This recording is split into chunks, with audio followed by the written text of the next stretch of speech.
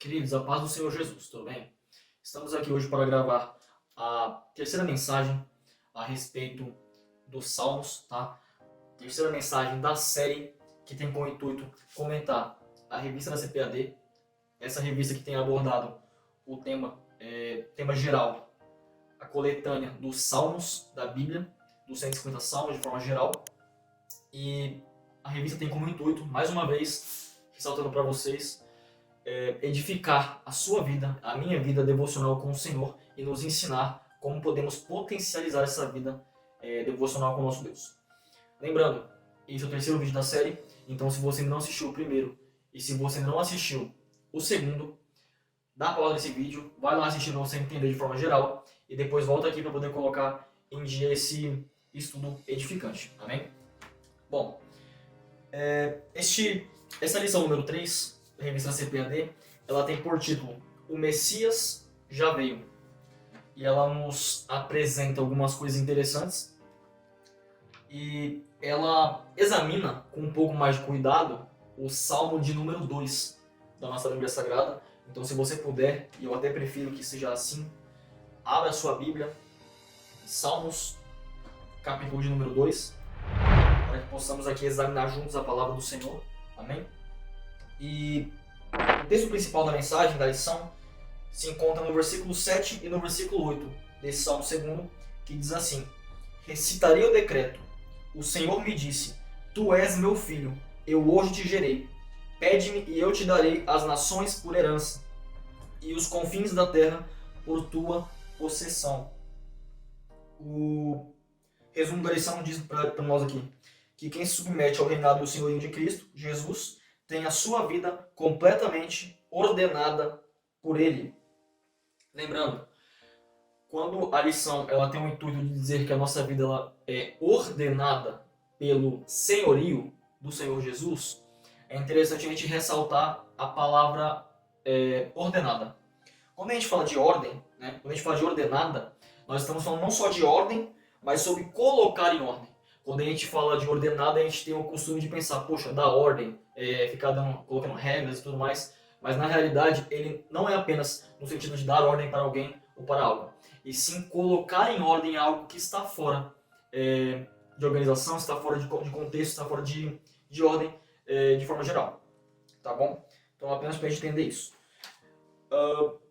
A lição começa nos mostrando o porquê o Salmo de número 2 é tão importante para nós cristãos. E é interessante porque ele tem menções no livro de Atos, ele tem menções no livro de Hebreus, capítulo 1, versículo 5, menções no próprio livro de Hebreus, no capítulo 5, versículo 5, citando o versículo 7 de Salmos, que é onde está descrito aqui: Recitarei o decreto, o Senhor me disse, tu és meu filho, eu hoje te gerei. Então, se você abrir em Hebreus, capítulo 1, versículo 5, e em Hebreus, capítulo 5, versículo 5, ele está no Novo Testamento citando este versículo 7 do Salmo número 2. Já em Atos dos Apóstolos, capítulo 4, versículo 25 ao 28, o evangelista Lucas está citando uma perseguição dos reis da terra. No caso, ele está citando a perseguição de Herodes, né, contra Jesus. Jesus aí, na época, como o Cristo encarnado, em carne, amém? 100% homem, 100% Deus, mas está ali citando essa perseguição, amém? E essa perseguição, ele não só está citando, como ele faz alusão também a esse Salmo número 2. Ou seja, é aquela questão que nós já vínhamos comentando. Houve momentos que os salmos eles foram escritos e, a grosso modo, podemos pensar naquela época que seriam coisas que retratavam a vida apenas dos reis terrenos, como Davi e Salomão. No entanto, teve coisas que foram profetizadas nos salmos que só vieram a ser cumpridas quando nosso Senhor e Salvador Jesus Cristo veio à Terra. Ou seja, o Senhor Jesus ele veio, não só ele deu lugar, né, aos salmos na sua vida devocional, como ele veio para cumprir profecias feitas no livro, ou melhor dizendo, na coletânea dos salmos da Bíblia. Amém? Então é por isso que é muito importante esse Salmo 2 para nós cristãos, porque o nosso próprio Cristo, ele veio à Terra e ele cumpriu aquilo que já havia sido profetizado neste Salmo. Outra coisa muito interessante que eu quero deixar para vocês aqui, neste momento, é o seguinte. Este salmo, ele se divide em 4 blocos de 3 versículos. Ou seja, 4 blocos de 3 versículos, então 12 versículos aqui é o que nós temos aqui apresentado na palavra do Senhor no salmo de número 2. Então, cada bloco deste salmo, ele tem por intuito nos apresentar algo. Então é isso que eu gostaria de ver com vocês aqui neste momento. A primeira coisa que o primeiro bloco pode nos apresentar aqui, e eu vou ler com vocês bloco por bloco para a gente estar entendendo, é o seguinte. Salmos capítulo 2, versículo 1 ao 3 diz: Por que se amotinam as nações e os povos imaginam coisas vãs?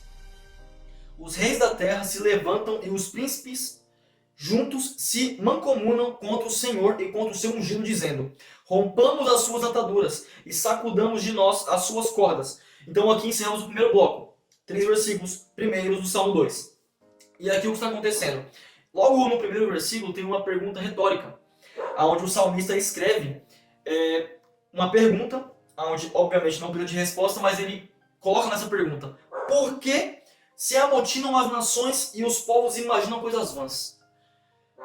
Os reis da terra se levantam e os príncipes juntos se mancomunam contra o Senhor. Ou seja, o que ele está dizendo aqui? De que adianta? Para que os povos se levantam? Para que os povos estão ali buscando um complô, uma rebelião contra o Senhor? Vale ressaltar que desde a antiguidade, e isso não só no contexto bíblico, mas no contexto mundial histórico e teológico, o povo ele tende a se rebeliar contra Deus. Os reis da terra tendem a se rebeliar não só contra Deus, não só contra o seu ungido, o seu filho Jesus, mas também todo aquele que é levantado pelo próprio Deus para um propósito terreno. Então a rebelião, ela não é uma coisa de hoje, ela não é uma coisa do tempo de Davi, mas ela é uma coisa desde o início da humanidade, desde o Gênesis, desde o Êxodo. Então é uma coisa importante a gente ressaltar isso. Porém, Davi ele coloca aqui em ênfase que os reis da terra se levantavam, os príncipes se levantavam e diziam: rompamos as suas ataduras e sacudamos de nós as suas vestes. Ou seja, vamos nos livrar do ungido do Senhor. Vamos nos livrar daquele que foi levantado.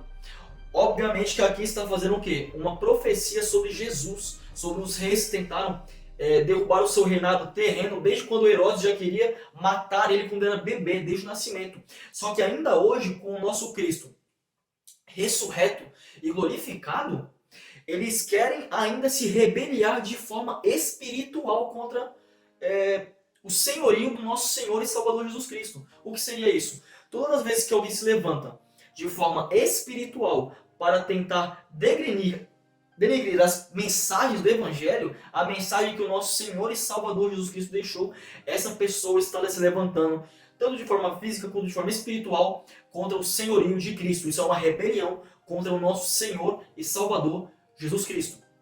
Isso é um ponto importante de ressaltar aqui nessa lição, que é uma coisa que a lição deixa muito claro, e é aquilo que ela aborda nos primeiros 3 versículos: o levante dos reis, o levante dos poderosos da terra contra o nosso Senhor e Salvador Jesus Cristo. A lição também ressalta, aqui de forma bem rápida, eu quero passar de forma bem rápida sobre esse tema, porque é uma coisa muito simples de entender. É importante, porém simples. A rebelião contra Deus é tolice. A lição ressalta que a liberdade longe de Deus é uma completa ilusão. Infelizmente, quando alguém se rebela contra o Altíssimo, deixando de seguir seus valores, tal pessoa passa a seguir uma série de falsidades e ilusões. Ora, os valores de Deus são eternos, bons e verdadeiros. Então, mais uma vez, a lição está nos mostrando: pode se rebeliar, pode se afastar, pode ficar contra o nosso Deus, mas nada vai adiantar, porque a rebelião contra o Deus Todo-Poderoso, a rebelião contra o ungido de Deus que não pode ser vencido, é uma tremenda tolice. O inimigo ele se levanta, as pessoas que são usadas pelo diabo elas se levantam, mas é apenas para fazer barulho e cair, porque não podem subsistir perante o poder do nosso Deus. Então, de fato, eu gostaria que você entendesse neste momento: não se preocupe com aqueles que se levantam contra a sua vida, porque se de fato você tem feito a vontade do Senhor, assim como falamos na lição 2, como um justo, assim como falamos ali das bem-aventuranças, da felicidade verdadeira do justo. Se você tem feito a vontade do Senhor de forma a agradá-lo segundo a sua palavra, se você tem sido levantado, se você tem ungido do Senhor para um chamado específico para o seu ministério, não se preocupe contra aqueles que vão se levantar contra você. Porque se você foi chamado, se você foi ungido, assim como o nosso próprio Jesus no seu ministério terreno, como ele veio cumprir uma missão, ele cumpriu essa missão, não importou quem se levantou contra ele, também não importa quem vai se levantar contra você. Porque, mais uma vez, citando a lição 2, se você estiver alicerçado na rocha, se você estiver alicerçado na palavra do Senhor, não poderá aquele rebeliado, aquele que causa rebelião contra a sua vida, subsistir a você. Amém? No tópico 2, né, tópico geral da lição, tópico 2, o primeiro subtópico dessa segunda parte, diz o seguinte: como Deus contempla a rebelião dos homens. E aí é onde nós entramos no segundo bloco do Salmo, ou seja, a partir do versículo 4, 5 e 6. O segundo bloco diz assim: aquele que habita nos céus se rirá, e o Senhor zombará deles. Então lhes falará na sua ira, e no seu furor os turbará. No versículo 6 diz: eu, porém, ungi o meu rei sobre o meu santo monte de Sião. Ou seja, esse segundo bloco no Salmo 2 tem por intuito dizer: Deus ri, Deus zomba daqueles que têm a disposição de começar uma rebelião contra ele.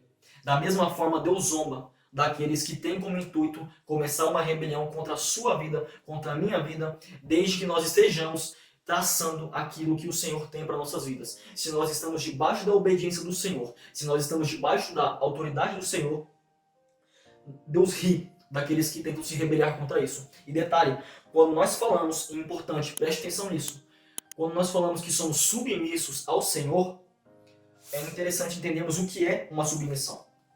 E a submissão, na realidade, é submissão, ou seja, abaixo da missão. Então, se existe uma missão onde Cristo é o centro, onde Cristo tinha uma missão na Terra, que não só tinha, como ele cumpriu, nós estamos abaixo dessa missão. Ou seja, quando somos submissos a Cristo, estamos abaixo da missão de Cristo para a nossa vida. Então, se estamos abaixo dessa missão, nós estamos protegidos, estamos guardados, estamos guarnecidos. Submissão é isso. Quando você se submete ao senhorio do Filho de Deus, você está protegido pela palavra, você está protegido pelo próprio Deus e amparado debaixo da missão dele. Amém? Então, é um ponto muito importante a se entender para que você entenda o que é submissão. Porém, dando continuidade, a palavra diz que aquele que está debaixo da submissão, aquele que está debaixo da tutela do nosso Senhor e Salvador Jesus Cristo, mesmo que venha levantes contra a sua vida, o Senhor dá tanta importância para esses levantes que ele ri, ele zomba daqueles que tentam se rebeliar contra o nome de Deus. Lembre de Samuel. Quando Samuel foi rejeitado pelo povo de Israel, o Deus disse para Samuel: Samuel, não se preocupe nem se tristeça, porque esse povo não se rebela, este povo não rejeita a você, este povo rejeita a mim. Ou seja, quando alguém se levanta contra um ungido do Senhor, Deus ele ri, Deus ele zomba. Não há rebelião efetiva. Podem se levantar, podem traçar planos e planejamentos. Não há rebelião efetiva contra o nosso Deus. Assim como a lição diz, se rebeliar contra Deus é tolice. Amém? No segundo subtópico, desse tópico majoritário que é o 2, a palavra diz que o ungido do Senhor regerá o mundo todo. E é onde nós entramos no terceiro bloco da lição, que é a partir do versículo 7, que diz o seguinte: proclamarei o decreto. O Senhor me disse: tu és meu filho amado, eu hoje te gerei. Pede-me, e eu te darei os gentios por herança, e os fins da terra por sua possessão. Tu os esmigalharás com uma vara de ferro. Tu os despedaçarás como a um vaso de oleiro. Ou seja, Deus dá autoridade para Jesus. Então, nós precisamos entender que se Deus dá autoridade para Jesus, se Jesus, sobre a vida de Jesus, dá autoridade sobre tudo e todos, o nosso Senhor vai reger o mundo todo. Eu costumo dizer e usar um exemplo.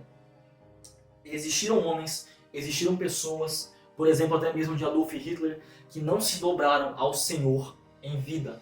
Mas não importa, porque quem não se dobrar ao nosso Senhor e Salvador Jesus Cristo, quem não se dobrar àquele que rege o mundo todo, quem não se dobrar ao Rei dos Reis em vida, vai ter que se dobrar no dia do juízo. Então, não se preocupe com aqueles que não recebem a mensagem. Não se preocupe com os rebeldes. Se preocupe em fazer a vontade do Senhor. Porque quem não se dobrar, quem não reconhecer o senhorio do Senhor e Salvador Jesus Cristo, vai ter que reconhecer no momento onde não haverá mais redenção. Vai ter que reconhecer no dia do juízo. Amém? Então, dando continuidade na lição, este ponto aqui é interessante, porém é bem simples também de entender. Nós temos aqui o quarto bloco, que é a partir do versículo 10, 11 e 12, que diz o seguinte: Agora, pois, ó reis, sede prudentes, deixai-vos instruir, juízes da terra.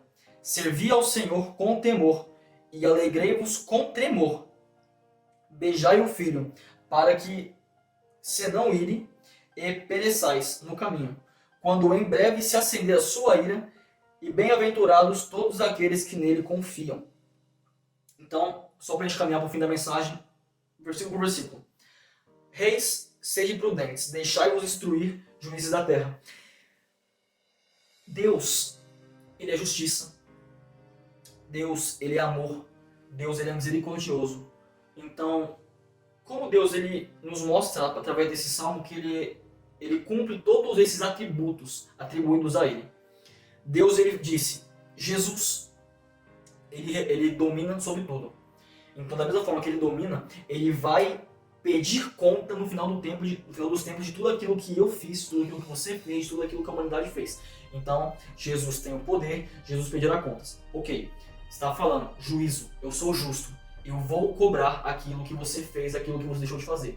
Ok, porém, ele encerra o salmo dizendo: Agora, reis, sede prudentes e deixai-vos instruir. Ou seja, o que ele está dizendo? Se arrependam, ouçam o que eu estou dizendo.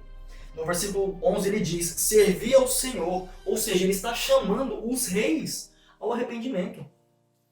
Ele está chamando os reis que tentaram contra a vida dos ungidos ao arrependimento. Ele está chamando até mesmo, se você fosse levar, naquele tempo, Herodes, se você fosse levar ali a chance que Herodes tinha em vida de se arrepender de todos os pecados, ele está chamando até mesmo Herodes ao arrependimento. Então, se a pessoa se arrepende ou não, isso é outro contexto, isso é outra questão. Mas que Deus ele chama até mesmo aquele que se rebelia contra ele ao arrependimento, ele chama. Então, se de alguma forma você está aí, se de alguma forma você mesmo se rebeliou contra o Senhor em algum momento, saiba que ele chama você ao arrependimento, você tem um chamado ao arrependimento. E se você também às vezes se acha muito bom para que julgar uma pessoa que ela não pode se arrepender, pelo contrário, Deus está chamando constantemente pessoas ao arrependimento. E se Ele está chamando pessoas constantemente ao arrependimento, você como filho de Deus tem que abrir o coração para não só se arrepender, mas também para perdoar aqueles que outrora talvez te caluniaram, mas amanhã podem ser servos. Ele chama no versículo 11, servir ao Senhor com temor. Ele está chamando aqueles que muitas das vezes estão com pedras em mim, estão com pedras em você, para servi-lo. E se ele está chamando para servi-lo, é porque há lugar na mesa. É porque há lugar na comunhão. É porque há lugar no nosso convívio. Não rejeite pessoas que te fizeram mal. Porque se Deus tem a capacidade, se Deus tem a vontade de perdoá-lo, você também tem que ter. Amém? E no versículo 12 ele diz, beijai o filho para que se não ire, e pereçais no caminho, quando em breve se acender a sua ira. Ou seja, está dizendo, honre o filho, para que quando se acender a sua ira, você não seja consumido. E ele encerra o último salmo, ou melhor, o último versículo do salmo 2, dizendo, bem-aventurados todos aqueles que nele confiam. Mais uma vez ele diz, quem confia no Senhor é bem-aventurado. Quem confia no Senhor vai colher segundo essa mesma confiança, meu amado. Confie no Senhor. Confie no tempo dele. Não faça julgamentos, deixe que ele julgue. Não fique preocupado quanto aos rebeliados, quanto àqueles que se levantam contra a sua vida. Deixe que ele cuide. E para aqueles que se arrependerem em tempo, para os rebeliados que virem a ter com o Senhor o arrependimento genuíno, o arrependimento verdadeiro, abrace, aceite, exorte talvez, segundo a palavra. Mas não rejeite, porque Deus chama para o arrependimento. E nós, como filhos de Deus, temos que estar prontos para acolher os arrependidos. Amém? Então, neste momento, eu gostaria de encerrar essa lição. Gostaria de agradecer para quem tem acompanhado até aqui. Tem sido uma bênção esse tempo que eu tenho passado aqui gravando conteúdo para vocês, porque não só é uma forma de edificar a sua vida, mas é uma forma de edificar também a minha vida. Cada vez que eu prego para você, pode ter certeza que o Espírito Santo fala a minha vida e mais uma vez a palavra é pregada para mim mesmo. Amém?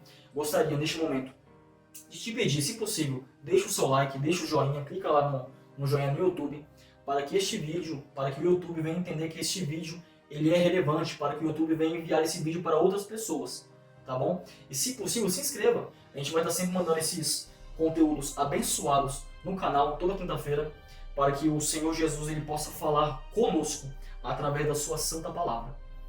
Se puder também, com o último pedido, compartilhe para os seus amigos e para as pessoas próximas, para que a palavra do Senhor também venha falar ao coração deles. Amém? Que o Senhor assim te abençoe, que Ele venha tornar próspero os seus caminhos dentro da palavra do Senhor, que Ele venha te dar juízo, que Ele venha te dar instrução dentro da mensagem divina do Senhor Jesus e que Ele venha te dar graça em todos os seus caminhos. Amém? Deus te abençoe, a paz do Senhor.